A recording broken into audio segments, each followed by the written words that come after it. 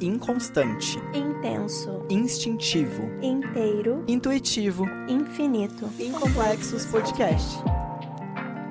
Oiê, sejam bem-vindos ao Incomplexos Podcast. Eu sou o Gabu, Oiê, eu sou a Ju e nós somos sim complexos. mas não tão complexos quanto pensamos. E é por isso que o tema de hoje é herança familiar. Porque na verdade a gente herda muito mais do que apenas o DNA da nossa família, nós herdamos também alguns complexos. Vamos falar sobre isso hoje? Bora! Sabe quando quando você pega fazendo alguma coisa que você jurou que nunca ia fazer, você se vê numa repetição, você vê carregando um fardo e você pensa, meu Deus, virei meu pai, virei minha mãe? É isso que a gente quer falar hoje. Bora, minha amiga, vamos bater esse papo. Bora! É muito interessante isso, né? Porque a gente jura de pé junto que não vai ser igual aos nossos pais, que não vai repetir alguns padrões, e aí quando a gente menos percebe, a gente está repetindo aquele padrão. É por isso que a gente fala de inconsciente, gente, herança inconsciente. Porque não é uma coisa que a gente fica pensando para agir. É algo tão Uhum. automático, tão natural, porque foi aquilo que nos foi ensinado, às vezes desde a infância que a gente nem para perceber que estamos repetindo o mesmo padrão ali daquela família, né? Exato, exato. Eu acho que a gente herda, além, como você introduziu muito bem nosso episódio, a gente herda cor de cabelo, cor dos olhos, dentro de uma família criada por laços biológicos, mas a gente herda muito mais, né? A gente vai herdar fardos, histórias mais tristes, lutos não chorados, sofrimentos que antecedem. E eu acho que é até legal pensar nessa herança social, vamos colocar assim, porque existem famílias que são construídas pelo laço social, por meio da adoção, por meio né, de outros sentimentos, do amor, enfim. E não sei se, né, quem está nos ouvindo provavelmente já viu, assim, eu tenho na minha família um caso que é muito legal, assim. Eu tenho um primo, assim, distante, que ele tem dois filhos, um é biológico e vem de adoção, né, fruto de Uhum. adoção. E uma coisa que é muito engraçada é que o filho que veio da adoção é muito mais parecido nos padrões, nas questões, como que age, do que o filho biológico. Incrível, incrível isso. E como é que explica, né, essa situação? Você vê como que o sistema vai moldando, o meio vai moldando a pessoa, né? Exato, a gente prefere até sofrer de uma forma familiar, né, na nossa psique. É, a gente não gosta de andar no desconhecido, a gente não gosta de criar um caminho, a gente quer sofrer como os nossos ancestrais sofreram. E se eles sofreram, por que que eu não estou sofrendo neste ponto, né? Eu acho que até uma Uhum. interseção aí com o nosso episódio de prosperidade, que a gente falou muito sobre isso. Estou prosperando aqui, mas será que é certo eu prosperar, sendo que minha avó teve uma vida tão não próspera, tão miserável, tão sofrida? Vem uma culpa, né? Uma culpa, vamos dizer assim, sistêmica ali, de prosperar, de evoluir. E é como se você não pertencesse mais àquele sistema se não tiver fazendo coisas parecidas do que aquela família. E é muito louco, porque, mais uma vez, isso é algo inconsciente, essa lealdade, né? E ela tem toda a relação com essa necessidade que a gente tem de pertencimento, né? E a Ah, necessidade de pertencimento, ela é algo que tem relação com o nosso cérebro reptiliano, que é uma parte do nosso cérebro que tem emoções mais básicas, mais instintiva, vamos dizer assim, né? uhum. E o que que nós antigamente fazíamos para sobreviver? A gente precisava ou estar em grupo, né? Essa coisa do pertencimento, ou a gente precisava lutar Uhum. né, para poder pertencer, ou a gente se escondia. Então, essa coisa do pertencimento, na minha visão, ela é tão forte pra gente ainda, porque pro nosso cérebro é assim: se você não pertencer, você vai morrer, né? Exato. Exato. E vem também dessa dinâmica interior da nossa criança interior, né? A nossa criança interior, ela quer se sentir leal ao seu clã.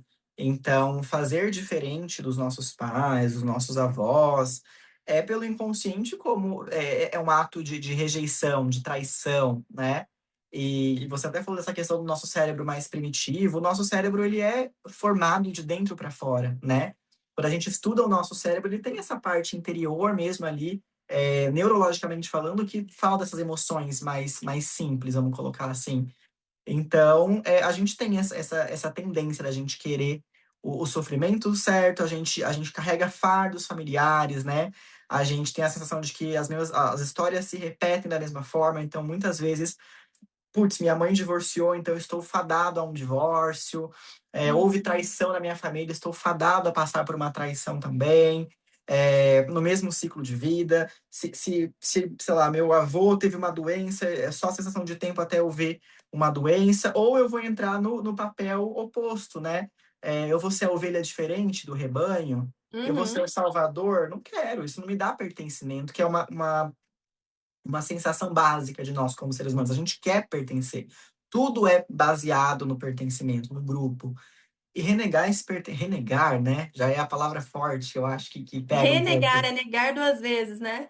Exato, esse pertencimento pesa pra Uhum. gente, né? Eu acho que pesa. Sim. E, amiga, eu queria te ouvir falar um pouquinho, se você quiser, obviamente, contribuir com a gente, sobre a perspectiva que você vê a partir do Jung sobre isso, assim, dessa questão de Uhum. pertencimento, né? Enfim, o que você nos diz sobre isso? Sobre essa parte junguiana, eu separei aqui para a gente falar sobre esse inconsciente familiar e os arquétipos de repetição, que para mim tem tudo a ver com o que você trouxe ali, né, de você repetir um padrão da sua família de uma forma inconsciente, mas no arquétipo, como por exemplo, o arquétipo do Salvador. Então, meu Uhum. pai é um cara que sempre tá cuidando e fazendo, isso realmente é, meu pai é essa pessoa que sempre está se preocupando com a família dele, né, com os familiares dele, sempre está ali fazendo. Naturalmente, eu já pego esse arquétipo da salvadora também para poder fazer parte desse clã familiar, para poder Uhum. pertencer, para poder ser a filha dele, eu também pego esse arquétipo. Então, imaginem que o arquétipo, ele é um amontoado é como se fosse um símbolo que tem um amontoado ali de características específicas. Então temos o arquétipo do Salvador, o grande arquétipo do pai, da mãe. Jung foi selecionando vários arquétipos, né? E depois tem um estudo mais pra frente bem interessante que foi a associação das cartas de tarô com esses arquétipos que ele selecionou. Então, eu tô até com o tarô aqui. Vamos ver qual carta que sai pra gente falar dos arquétipos. Amo. Vamos ver, por exemplo, esse arquétipo aqui que saiu, né? Que é uma pessoa saindo e indo embora, o arquétipo de você fugir de situações, vamos dizer assim. Um Uhum. arquétipo de você se isolar. Então, às vezes, vamos supor que na sua família as pessoas elas fogem de resolver problemas e situações e você acaba inconscientemente, na hora que o bicho pega, você também vira as costas e vai embora e fala: ah, isso aqui eu não vou resolver, não, porque minha família ninguém foi de resolver os problemas, eu vou aprender igual eles, né? Então tem essa visão. E tem uma outra visão junguiana que eu gosto bastante também, que é a questão da projeção. Isso é, gente, maravilhoso. Na verdade, projeção, ela foi lá do Freud. Eu tenho que falar isso porque uma vez me gongaram nas redes sociais. Eu fiz um conteúdo falando de projeção de Jung. Aí vieram falar: isso veio originalmente de Freud. É um absurdo você falar que foi Jung que cunhou. Então vamos deixar bem claro. Os fã-clubes brigando. Ai, meu Deus, os psicanalíticos aí ficam tudo brigando. Foi Freud que cunhou a questão da projeção, mas depois Jung se aprofundou nas projeções, nesse estudo, né? E aí, o que que fala na projeção? É que é muito natural que eu, não reconhecendo um aspecto meu, eu vou projetar isso em você e vou ficar, por exemplo, com muita raiva, né? Tem Uhum. até um exemplo também ainda do meu pai. Meu pai tá vindo muito hoje aqui nesse tema, hein? Olha o arquétipo do pai. O arquétipo do pai tá vindo bastante.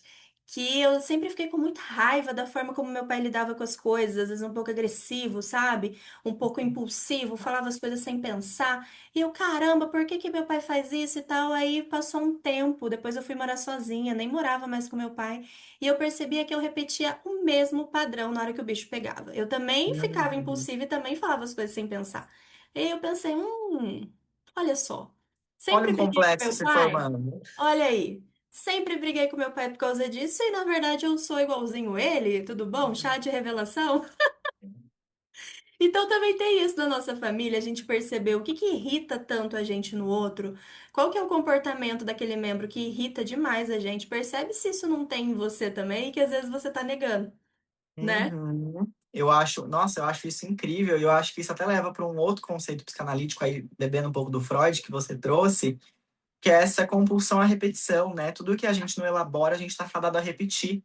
E a gente Hum. aprendeu a viver, a amar, a comer, tudo com os nossos pais, né? Eu sempre gosto de brincar com os meus consulentes que quando a gente detecta um gatilho que a gente tem na nossa vida de alguma coisa, e a gente vai falar para os nossos pais, eles já sabem que a gente tem esse gatilho, porque eles que instalaram, né, o gatilho na gente. Então, a gente tem muitas questões da nossa vida que a gente vai repetindo, repetindo, repetindo, sem perceber que são essas heranças familiares que vêm. E assim, a gente não tem culpa dos gatilhos que nós temos, a gente não tem é, até dos traumas, desse fardo familiar, a gente não tem culpa sobre eles, mas chega uma idade que a gente tem responsabilidade sobre eles, né? Não adianta Sim. você chegar e falar assim, eu sou assim porque meu pai me ensinou e eu era assim. Não. Você é responsável, você não vai ser uma pessoa chata, insuportável aqui. Então, eu acho muito importante a gente perceber quais que são as nossas repetições na vida, né? E eu amo que até esse exemplo da repetição me vem muito na mente, assim, aquele seriado que tinha na Globo que eu adoro, mas é antigo, a revelar a idade, que é A Grande Família. Eu Aham. adorava A Grande Família, e não sei se você vai lembrar, mas tinha a Marilda, cabeleireira, que ela tava sempre Sim. falando que ela tinha o dedo podre para homem, que ela não achava um homem bom. Isso é a compulsão à repetição. Por que que ela não achava um homem bom? Por que que ela tinha o dedo podre?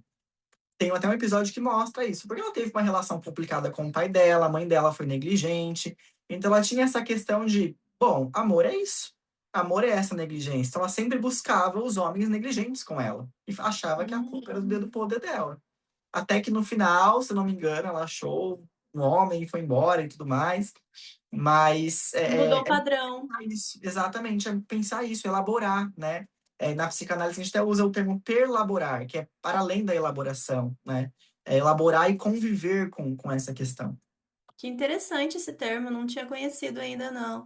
E sobre família, eu acho que é assim, terapia, gente, tem algum momento que entrar no tema família, não adianta. Vai entrar, tem que entrar. Tem que entrar em algum momento. Mesmo a sua família sendo a mais funcional possível, as coisas. Porque tem isso também, né? Às vezes a gente pensa assim, a herança ela é passada quando se fala, por exemplo, você tem que Uhum. ser tal coisa. A gente também vai falar sobre isso hoje. Você nasceu para ser tal coisa, quando o pai ou a mãe, às vezes desde a infância, fala para a criança, né? Mas muitas vezes não é falado. A criança, ela percebe aquilo e ela vai pegando aquilo para ela, não necessariamente alguém expondo e falando. Então, por exemplo, esse exemplo que você deu aí da grande família da Marilda, né? Vamos Uhum. pensar uma filha que sempre conviveu com a mãe tendo dificuldade no campo do amor e sempre repetindo ali nas rodas, nos espaços que não estava legal, que aquela relação não estava sendo saudável para ela. Naturalmente essa criança vai aprender isso, que o amor vai representar isso. E aí no Exato. futuro, quando ela for se relacionar e ela tiver uma relação saudável, pode acontecer, disso que a gente falou da lealdade ali genética, dela pensar, nossa, então eu tô traindo a minha mãe, porque para minha mãe não foi bom. Como é que para mim vai ser bom agora? Como assim, Uhum. né? Então tem esse É. ponto também que eu acho interessante da gente entrar, né? Nossa, eu acho incrível isso que você colocou, porque realmente não é uma coisa só falada, e isso vem antes do nascimento, né? Quando existe uma pessoa não nem uma pessoa grávida, mas quando existe uma criança que vai chegar na família, por qualquer que seja a via, é uma expectativa que a família coloca. O nome já é uma expectativa, né? Eu chamo Gabriel por conta do anjo Gabriel. Então já olha a carga que eu já vim para essa vida chamando Gabriel, Sim. essa personalidade angelical, essa personalidade de que anunciou, né, na história bíblica, é do anjo que anunciou para Maria que ela estava grávida. Então já vim com essa expectativa inconsciente de anunciar para minha mãe uma fase nova de vida para ela. Nossa. Essa criança que vai Já ser veio com uma carga, hein? a criança já vem com uma carga, né? E daí quando é o menino, é o filhão do papai, quando é a menina, é a menininha do papai. Tem todas essas questões, toda essa expectativa, a começar pelo nome já vem nessa criança, né? Não é à toa que na psicanálise o Lacan usa muito o termo nome do pai, né? Porque a gente vem com uma carga de nome, a expectativa começa no nome. A expectativa começa quando descobre-se o gênero dessa criança na ultrassom, o gênero não, né? O sexo biológico dessa criança na ultrassom, e eu já imagino que eu quero fazer uma festa de dinossauro, se for menino, e uma festa da Barbie, sei lá, se for menina.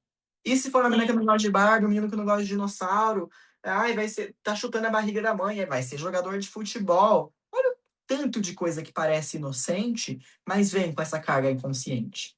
Vem demais. Eu tenho a minha madrinha, né, de coração, ela se aprofundou numa coisa muito interessante que é a memória intrauterina. Ela fez um Uhum, curso sobre isso e tal, e a gente conversando sobre isso, ela me trouxe como que tem uma problemática sobre chá revelação, né? uhum, Dentro dessa abordagem da memória intrauterina, porque, por exemplo, ali no chá revelação, geralmente é uma festa onde está todo mundo ali da família, que já tem essa herança familiar. E uhum. tem uma galera que tá querendo menina, uma galera que tá querendo menino. Vamos imaginar que essa criança ali dentro do útero, ela já consegue sentir rejeição. Quando Sim. saem ali os fogos da cor que não é ela, por exemplo, poxa, esperava que fosse menina, e na verdade é menino.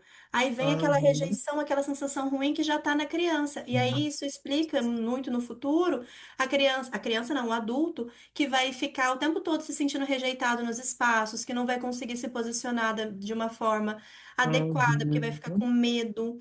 Então é muito interessante, né, gente, como que a criança, ela pega realmente a memória ali do pai, da mãe, ainda mais quando você tá na barriga, no útero, né? Imagina, a mãe tá passando tudo ali Uhum. para aquela criança, a raiva, o ressentimento, todas as emoções juntas, né?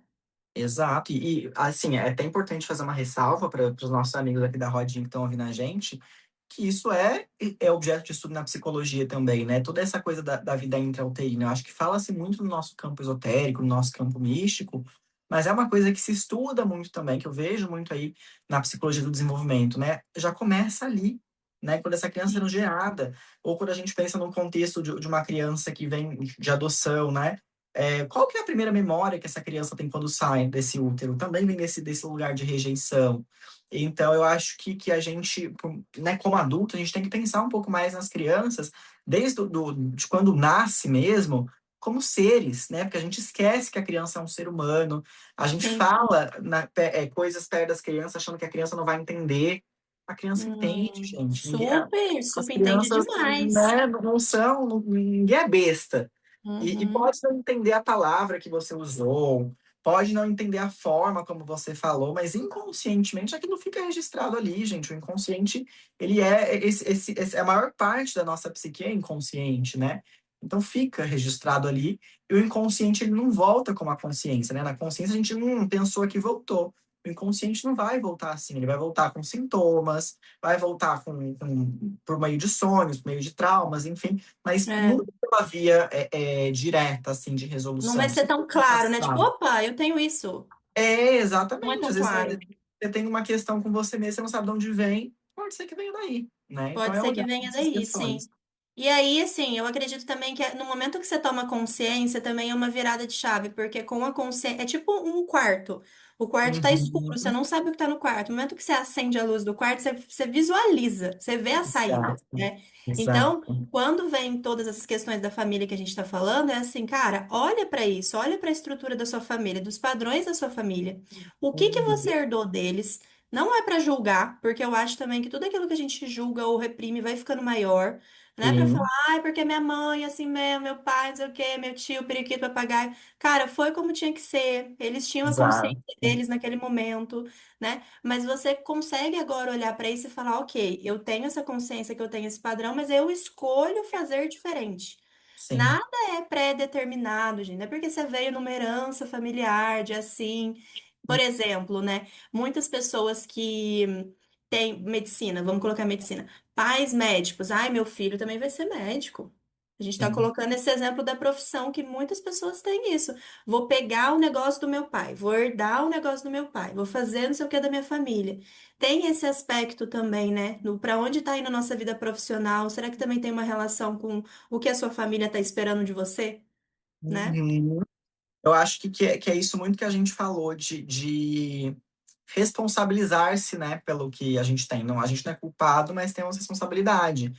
Um trauma familiar não é para ser um álibi para as coisas que você faça. Tem um livre-arbítrio, né? Sim, É uma tendência, não é uma sentença do que você precisa ser. E muitas vezes a gente tem que honrar quem veio antes da gente, não repetindo a dor deles, né? A gente acha que o com honrar é certeza. repetir a dor, a gente acha que o honrar é sofrer o que sofreram, mas muitas vezes o honrar é justamente conhecer outros lugares. Muitas vezes o honrar é justamente acender essa luz, ser o primeiro do seu sistema familiar a viver de uma forma diferente, a transformar aquele sistema. E claro, a gente não é Madre Teresa, então a gente vai mudar muita coisa no nosso sistema, mas vamos trazer outros traumas para o nosso sistema para quem vier depois da gente. Vamos trazer questões mal resolvidas, vamos repetir questões, né? Até por isso que a gente sempre pensa que, assim, para mudar um sistema familiar leva gerações. Porque a gente contribui, mas a gente também erra. A gente acerta e a gente erra ali dentro desse sistema, né? Eu acho que um momento onde deve vir com tudo essa coisa dos padrões familiares vai ser quando a gente ainda não é, mas no futuro seremos. Você tem vontade de ser pai, né? E eu também tenho muita vontade Uhum. de ser mãe. Eu acho que quem vira pai e mãe acaba repetindo, né? Se não tá consciente, é um momento que começa a ficar consciente. Fala, olha aí, tô tratando meu filho igual minha mãe me tratava. Tô fazendo igual Exato. meu pai fazia. Então, é um bom momento para observar. Inclusive, comenta aí se você está nos vendo, nos ouvindo e é pai ou mãe. Comenta se você já reparou que você está fazendo uma repetição de padrões aí na criação dos seus filhos. Porque eu acho que isso deve ser um estudo muito louco, cara. Uhum. Eu também acho. Eu acho que Né? deve ser também assustador, de uma certa forma, você ver uma mini pessoa, que na verdade a criança não é uma mini pessoa, mas nesse olhar mais Sim, selvagem, assim, eu entendo. Pequenininho. pequenininho, assim, fazendo coisas que você faz. E deve ser um espelho também. Você fala, caraca, ele tá fazendo isso porque eu Nossa. fiz. Eu sou responsável por isso, né? Porque a criança é aquilo. Você também não é culpado por como a criança vai criar a personalidade dela, mas enquanto a criança está criando, você é responsável. Então, se a criança ali brigou com um amiguinho, beleza, você não é culpado, mas você é responsável de promover o cuidado a essa criança, ir lá e se redimir e fazer alguma coisa. Eu acho que deve ser muito doido mesmo. Muito, deve ser E mesmo. teremos episódios assim no futuro, né, amiga? Quando a gente for É, pais, com quem sabe? certeza. Com certeza teremos. Tem um tempinho, tem uns anos ainda, mas vai Uns rolar. Eu anos, gosto. mas vamos indo. E, amiga, eu Tem queria uma te perguntar coisinha. uma coisa. Pode falar. Meio do episódio, já podemos polemizar? Podemos. Estou preparada. Vou até sentar aqui direitinho. Queria tensionar a constelação familiar, esse método de terapêutico que existe, né? Que eu acho que a gente tem que olhar com muito cuidado para quando a gente fala de família, pra todo consulente que eu falo de família, vem essa questão, e a constelação familiar, né? Devo fazer, não devo fazer. E eu acho que a constelação ela foi importante para trazer esse olhar sistêmico aí sobre os excluídos, sobre o pertencimento, mas virou um espetáculo, né? Nas redes sociais, como a gente falou no nosso último episódio, também falamos um pouquinho sobre previsões fatalistas, virou um pouco essa questão de espetacularização. E eu acho que muitas vezes a constelação ela vai para um lugar também determinista e de julgamento moral que eu não acho legal, né? De você tá sofrendo porque não aceitou o seu pai, você tá adoecendo porque você tá fora de ordem. Pega essa dor legítima e transforma numa culpa de novo, um negócio punitivista, um negócio moralista. Porque assim, gente, eu acho que não tem fórmula mágica e caminho para você não repetir mais padrões familiares, né? Não é uma sessão de nenhum tipo de terapia que vai fazer isso acontecer. É a repetição, né? Repetir, repetir, repetir, falar sobre, entender. Muita gente não entende que a terapia, né? Fala, eu vou sentar lá e vou falar, falar, falar a mesma coisa de sempre. Mas a gente nunca entra duas vezes no mesmo rio, né? Assim como a gente não conta a mesma história duas vezes da forma igual. Cada vez que eu falo sobre um trauma, sobre uma questão minha, eu falo de uma forma diferente. E isso é a Uhum. elaboração que eu acho que muita gente não compreende no contexto da terapia, né? Eu relatar, eu fazer uma biografia de mim mesmo, quando eu conto para você o que aconteceu, vamos por, né, nesse exemplo aqui, eu estou contando diferente, eu estou percebendo coisas diferentes, eu estou entendendo dinâmicas diferentes, né? E não tem fórmula mágica. É repetir, repetir, repetir, até chegar num nível que essa repetição não te seja mais tão dolorosa. O que você pensa sobre isso, amiga? Eu penso total sobre isso. Eu acredito que a questão da constelação familiar, o que me pega muito, é até um tema que a gente já conversou no off, Uhum. é o endeusar o criador, que é o Bert Hellinger lá, e nós sabemos que tem toda uma problemática aí né, de pensamentos ultra, enfim, fascistas envolvidos ali, que ele tinha também. Cara, não dá para endeusar ninguém, não dá para achar que o conhecimento que aquela pessoa cunhou, estudou, se aprofundou é o suprassumo e é só aquilo que é o certo, sabe? Eu acho que a minha problemática em relação à constelação familiar é ao Bert Hellinger, é o criador da teoria, Uhum. né? Sim. Porque aí o que fizeram depois da constelação, claro que cada um tem o seu constelador, cada pessoa faz o seu jeito, mas é muito delicado porque às vezes a pessoa faz um cursinho de um final de semana para virar constelador e já sai aplicando ali a técnica, enfim. E cara, você tá abrindo uma caixa de Pandora, a gente tá falando de traumas muito grandes de família. Uhum. E será que você tem estrutura para poder lidar com isso? Para poder Exato. ajudar aquela pessoa de fato a lidar com aquele negócio, com aquela situação Exato. traumática, né? Você até Uhum. me contou uma vez uma situação, a gente viu um vídeo se aprofundando sobre isso, que é, eu não me lembro o nome certinho ali, algo relacionado a causas judiciais que faziam constelação ali, né? Causas Uhum. familiares, e eu pesquisei, eu Sim. vi que realmente acontece isso até hoje. Então aconteceu uma questão judicial ali, aí vamos tacar uma constelação familiar para o Exato. assediador se resolver com a pessoa que foi assediada. Gente, isso não existe. Exato. Teve um debate, inclusive para quem quiser se aprofundar nesse tema, essa problemática toda, eu Vamos recomendo os deixar o vídeos link. da Bibi Bailas, que ela fala muito sobre essa questão da constelação familiar, né? Ela traz uma visão científica da coisa. E Uhum, aqui, na verdade, o nosso podcast ele não tem esse viés nem tão científico, nem tão sim, espiritual, a gente gosta de permear os dois lados, mas ela traz esse lado mais, sim, só o lado científico da coisa, que eu acho muito importante. Porque, sim. assim, por muito tempo foi utilizada, não sei se ainda é, agora eu vou ficar devendo essa informação, mas Eu acho a que é cons- assim. ainda é, né? A constelação Uhum, no judiciário, porque o judiciário do Brasil a gente sabe que é abarrotado de questões e processos.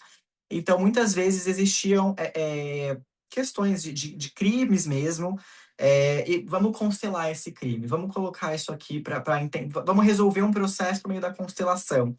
Né? E a meu Deus. constelação, ela não é nem uma abordagem terapêutica conhecida pela psicologia, ela é uma coisa mais espiritual do que científica, né? Então, estar no judiciário e ser obrigado a passar por uma coisa espiritual não devia estar para ninguém. Se fosse Sim, científica, beleza, mas né, tem comprovação por A mais B. Mas se é uma coisa espiritual, tem que passar pelo crivo da crença. Se eu não acredito, por que que eu sou obrigado a passar por isso aqui, né? E eu acho que a Ju trouxe um ponto aqui, até do criador da constelação, que é o Bert Hellinger. Uma das polêmicas que ele tem foi essa questão do fascismo, do nazismo mesmo, né? Ele relativizou os crimes que o Hitler cometeu contra a sociedade.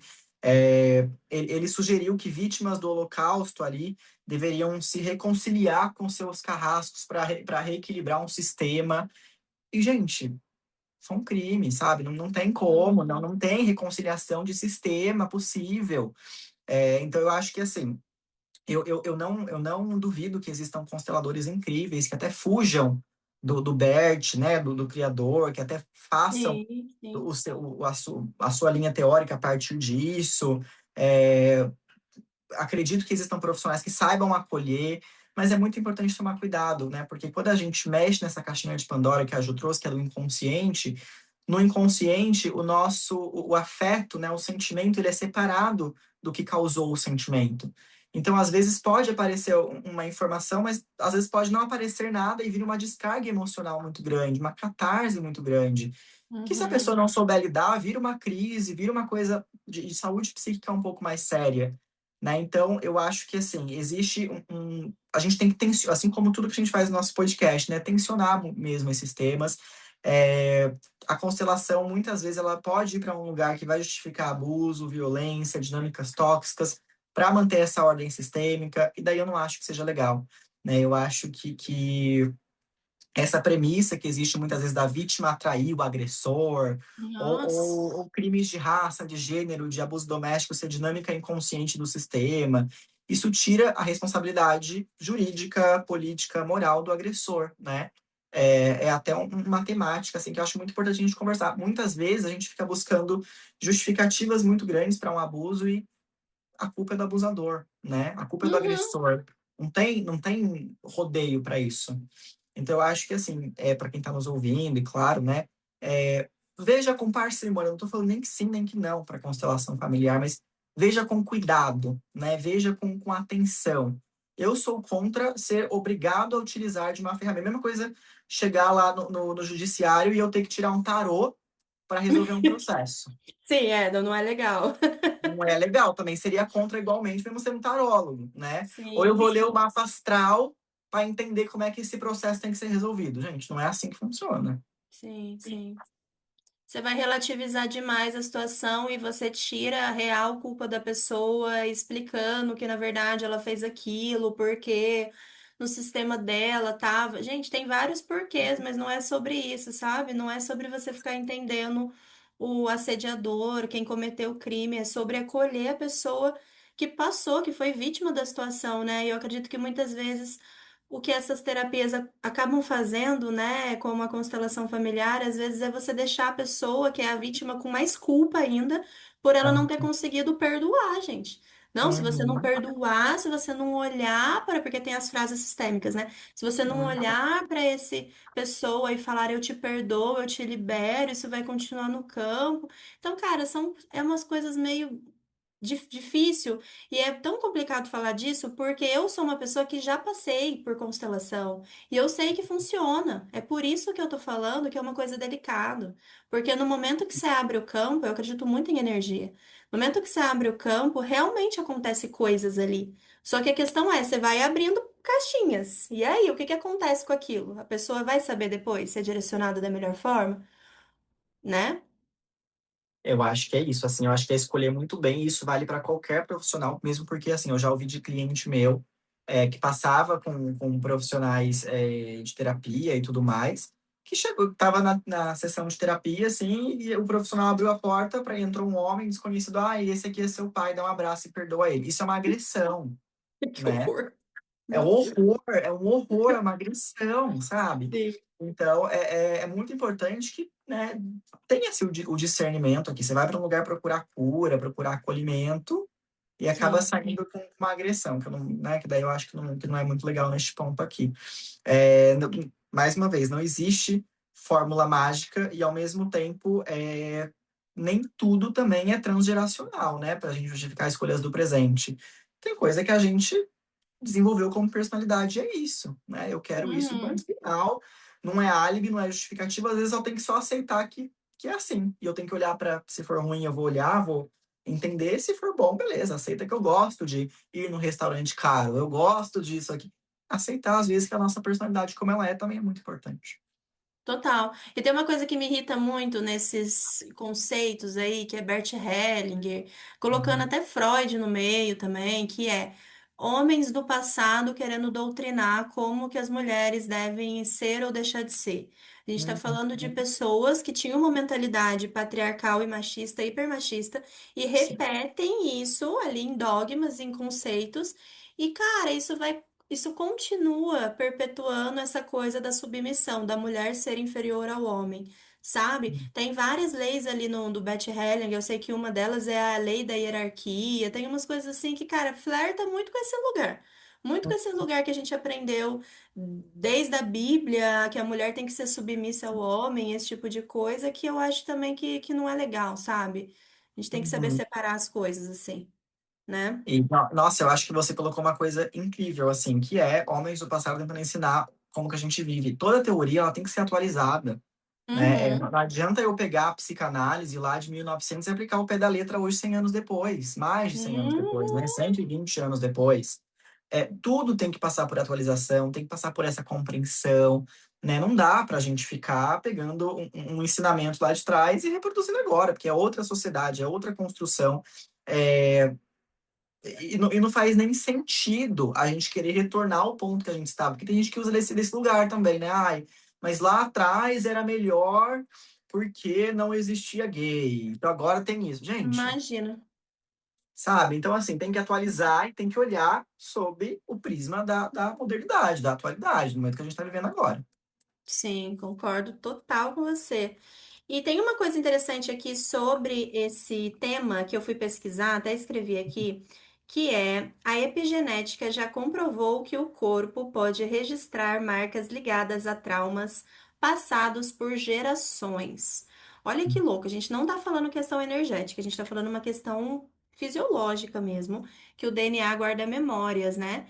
E a epigenética já nos mostrou que essa memória, ela é sim passada, cara, de pai para filho, de mãe para filha, enfim. E eu acho interessante juntar isso com o trabalho pioneiro aqui da Anne Anselin, que ela é autora do livro Meus Ancestrais. E nesse livro ela se aprofundou na descoberta da síndrome de aniversário, que é uma tendência inconsciente da gente reencenar episódios traumáticos exatamente na mesma época, na mesma idade, ou até na mesma data do que os nossos ancestrais. Olha que loucura isso! Olha como que o inconsciente, ele de fato comanda a nossa vida e a gente nem consegue perceber, né? E, nossa, eu achei muito legal você trazer isso da epigenética, né? Porque é muito isso, assim, a epigenética, eu vou falar de forma bem básica, mas é a forma Uhum. como os genes se ligam, né? Então, a gente vai ter ali genes, tal, nós temos e tal, só que muitas vezes, questões alimentares, de sistema, de família, podem modificar como que esses genes vão se ligar entre si e trazer essas questões, né? E até nessa questão que você trouxe do aniversário, me lembra muito do aniversário do trauma, né? Quando a gente passa por uma coisa muito traumática na vida, em uma data específica, o nosso inconsciente vai registrar isso e a gente vai ter esse aniversário do trauma. Então, às vezes, sei lá, eu percebia muito isso na minha época de luto. Assim, a minha avó morreu, se não me engano, era entre dia 11 e dia 12, assim. Foi na madrugada, né? Do dia 11 para o dia 12. E quando estava muito recente, assim, chegava uma época do mês que eu ficava muito triste. E sempre olhava no calendário, era por volta do dia 11, dia 12 do mês. Então, o Caramba. nosso corpo sabe, a gente tem esse aniversário do trauma, que ressoa muito com isso que a Anne, né, falou. Aham. Da gente reencenar, da gente trazer, da gente repetir até que a gente elabore, que a gente traga, né? Nossa, eu achei incrível isso, incrível mesmo. Interessante, né? Tem às vezes assim, ai, nessa idade, vamos supor, meus pais divorciaram, e aí você tá próximo da idade, começa a ter conflito na relação, também vai e divorcia.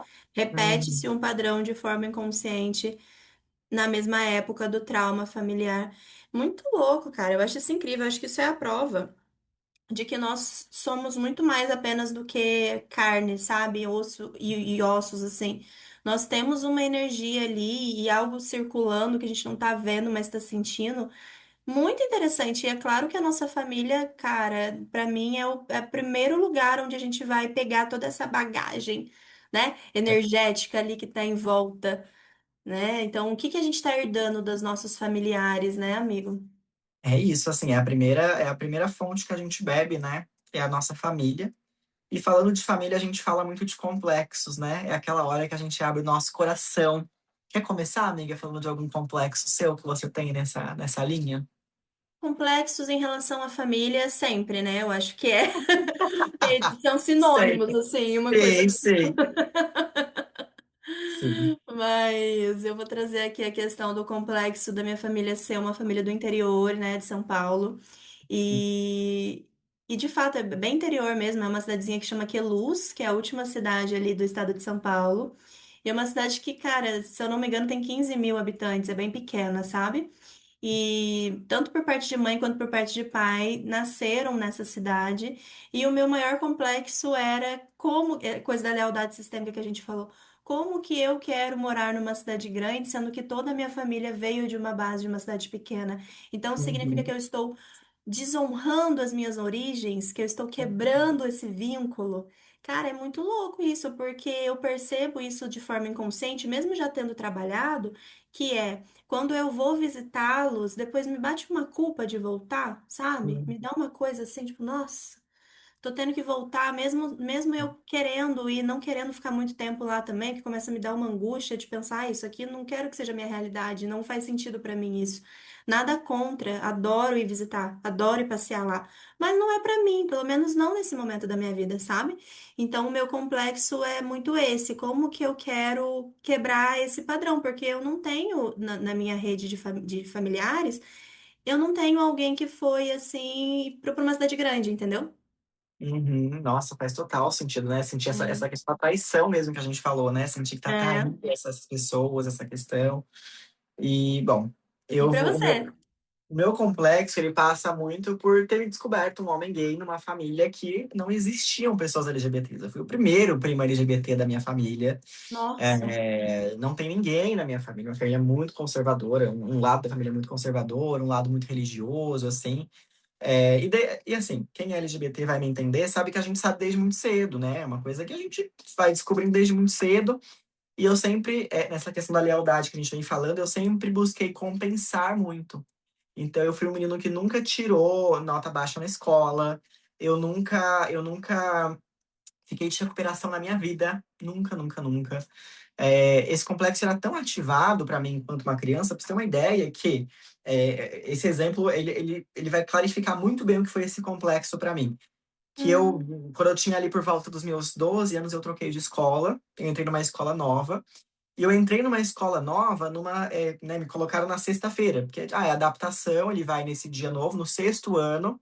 Então, ele vai na sexta, porque daí ele vai ter um boom de novidades.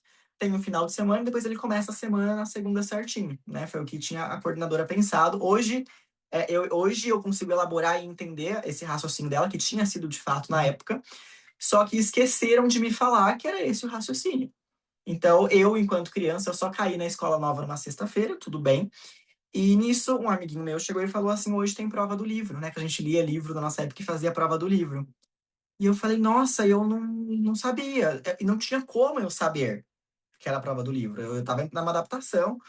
E ele falou: putz, a professora, né, acha ruim, tira zero quem não lê o livro. Óbvio. Ele, enquanto meu amigo tava querendo me avisar, eu falei: você me empresta o seu livro? Ele empresto.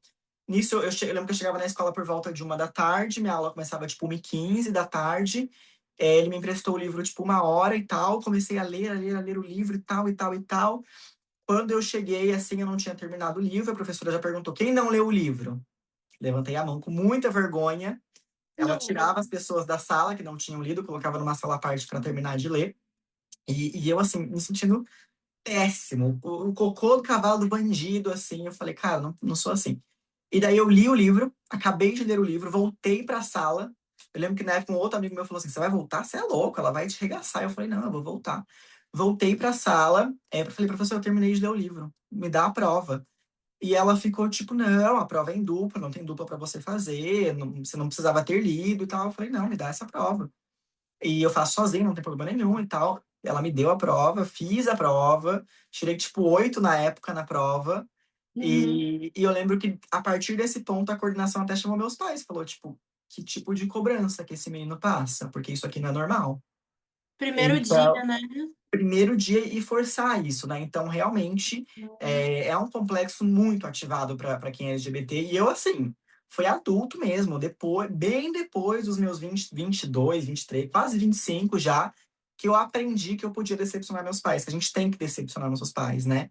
E eu aprendi a lidar com a decepção deles em várias coisas, né? Que eu não vou seguir uma coisa que eles queriam pra mim, que eu não vou corresponder às expectativas deles e tal. Faz parte da vida decepcionar e eu achava que não decepcionaria, não precisava decepcionar nunca. Então, Uhum, foi um nossa. complexo familiar muito ativado pra mim por muito tempo. Nossa, que profundo isso, Gabu. E aprofundando um pouquinho mais, você sente que esse complexo ainda te pega? Mesmo você identificando ele? Olha, hoje eu já sou uma pessoa que tem terapia há 6 anos ininterruptamente, assim, né? Com a minha psicóloga atual, assim. Então, eu acho que hoje isso pega um pouco menos. Mas Uhum, ainda pega quando eu preciso botar um limite dos meus pais, né? Falar um não, falar que eles pisaram na bola comigo, alguma coisa que aconteceu. Então, o complexo ele nunca se vai, né? A gente ativa e desativa em momentos da vida, assim, que ele tá mais ativado ou menos, assim. Mas ainda é um processo, né? Eu acho que não é um evento, é um processo, ó, entender sim. esses nossos complexos, assim. Então, eu acho que Nossa. bate muito nisso.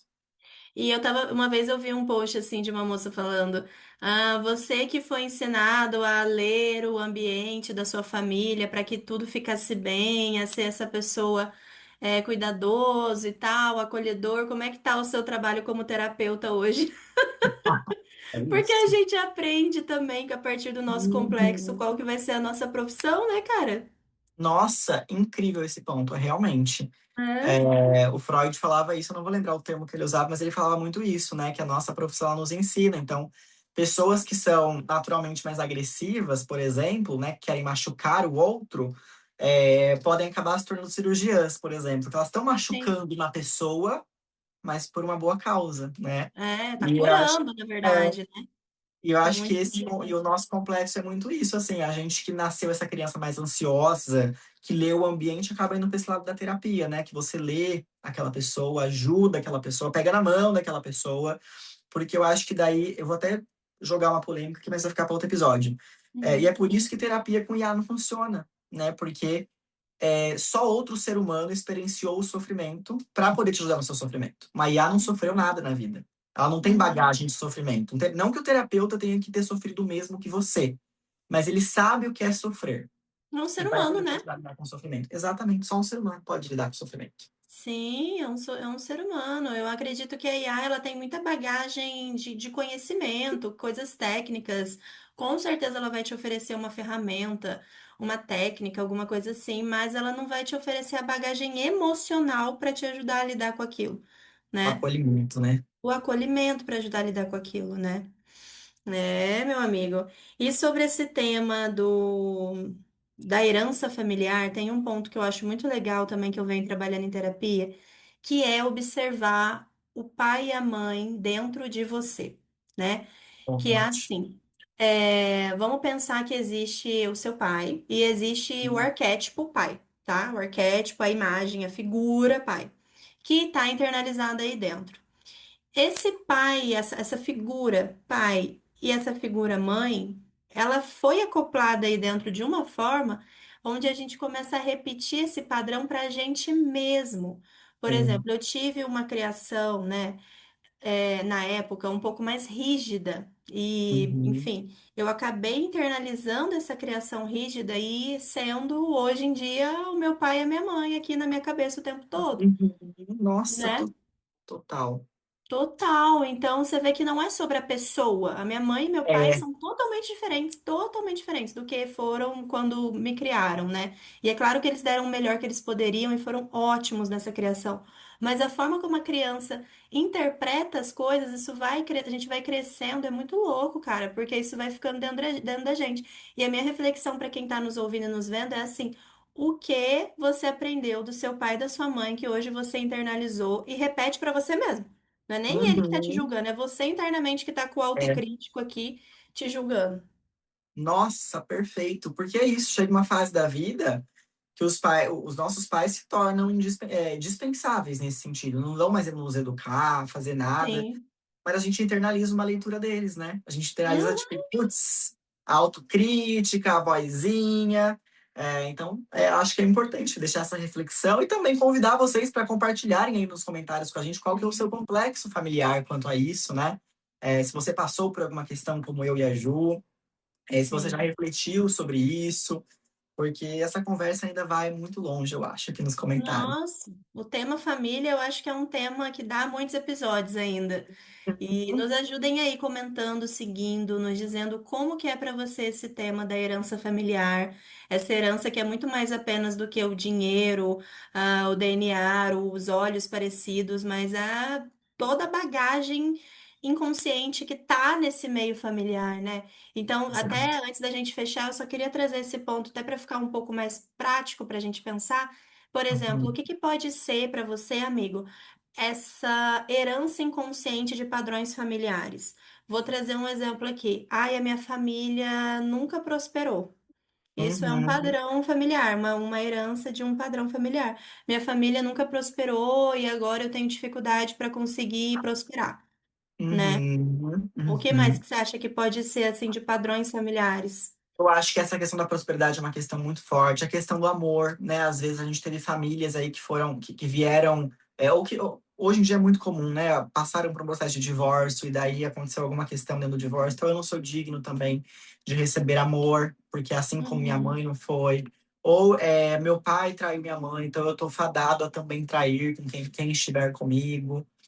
Ou estou fadado a ser traído, né? Eu acho que tem muito essa uhum, questão também. Eu acho que é sobre a gente entender que a gente honra o que a gente recebe da nossa família, mas a gente tem que saber, beleza, eu honro, eu agradeço até aqui, mas o corpo é meu, a história é minha e eu vou escrever a partir disso que vocês me trouxeram. Eu não vou repetir, não vou fazer, respeito, agradeço, honro, mas a história quem escreve sou eu, né? Uhum. E é isso que a gente falou o episódio todo, responsabilizar-se sobre a herança familiar que você tem. Você herdou esses pontos, mas a partir do momento que você olha e responsabiliza-se por eles, você tem essa chance de mudar e criar a sua própria história a partir disso. Né? E é honrar o seu sistema também é fazer diferente. Não é Uhum. só repetir o padrão. Pelo contrário, você vai fazer diferente para poder curar esse padrão. Então, a melhor forma de honrar o nosso sistema e os nossos ancestrais é isso, né? É isso, e eu queria deixar uma perguntinha final para quem nos ouve, assim, você está escrevendo e vivendo uma história que é sua, ou você está vivendo um roteiro que escreveram para você e tá tirando o tarô, consultando uma astral para ver que hora que esse roteiro muda? Hum, tá tentando agradar o pai e a mãe interno aí? Como é que tá isso? Ou quem te cuidou, independente se é pai ou mãe, o seu cuidador, perceba se você ainda busca a aceitação dessa pessoa nos seus comportamentos também. Exato, exato. Bom, é isso, né? Para quem nos Um acompanhou beijo, até amigo. aqui, não esquece de se inscrever no canal, compartilhar esse vídeo com quem você gosta, né? O nosso áudio. Se estiver no Spotify, deixar algumas estrelinhas aí pra gente, se você gostou. Seguir nas redes sociais que estão aqui na descrição. E é isso, sempre um prazer ter esse papo em complexo com você, minha amiga, com os nossos amigos que estão Ah, é aqui com tão a bom estar com gente. você. Maravilhoso, como sempre. Obrigada, viu, amigo, por essa troca. Obrigada a todos que estão nos ouvindo, que está nessa rodinha de amigos aqui com a gente. E seguimos em complexos. Até o próximo episódio. Um É beijo. isso, beijão, tchau, tchau.